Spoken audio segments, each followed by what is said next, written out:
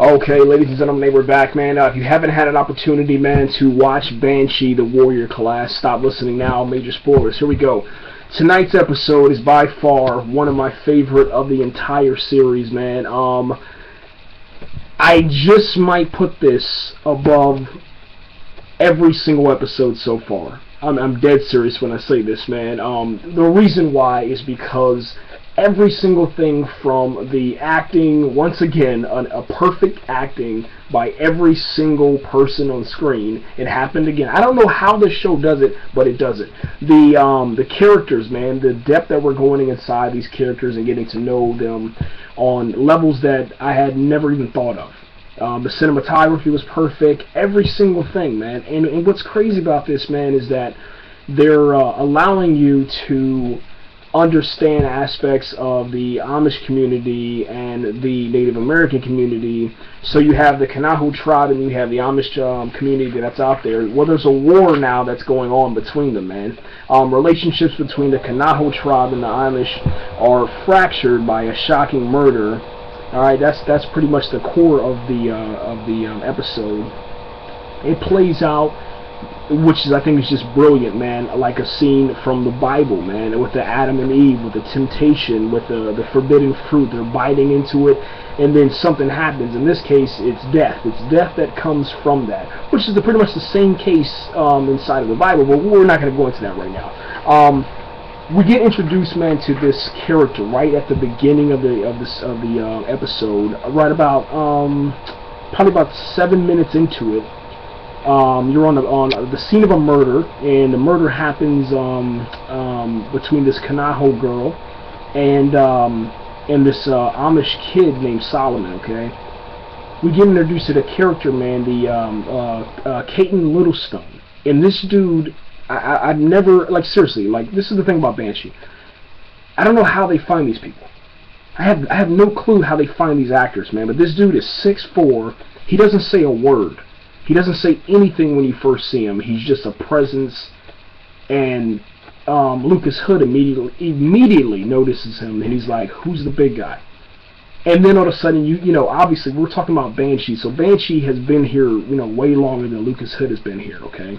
And Brock and Emmett, you know, the deputies, they give you a little backstory. There was a time when they tried to arrest this dude, and they couldn't. We're talking about police officers, man. We're talking about police officers.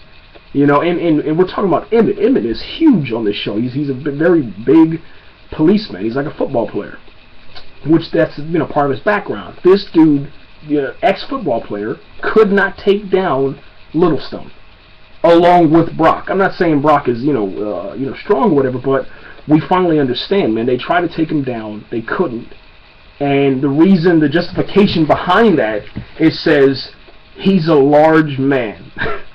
That's what Brock said, man. It's one of the best lines of tonight, man. And from that point on, man, we're on a mission now to solve the murder of this Kinaho girl, and then also to figure out where the boy Solomon is at, and no one knows what's going on, man.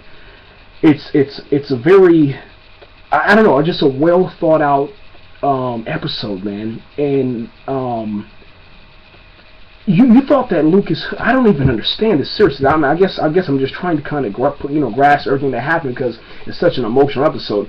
But Lucas Hood, I thought he had some skills, man, you know what I'm saying? But when he goes against this Littlestone, this gigantic beast of a man, it takes Lucas Hood, Deputy Yonners, Sabina, it takes Brock, all of them using tasers, and then Lucas Hood chokes this dude out to get him down.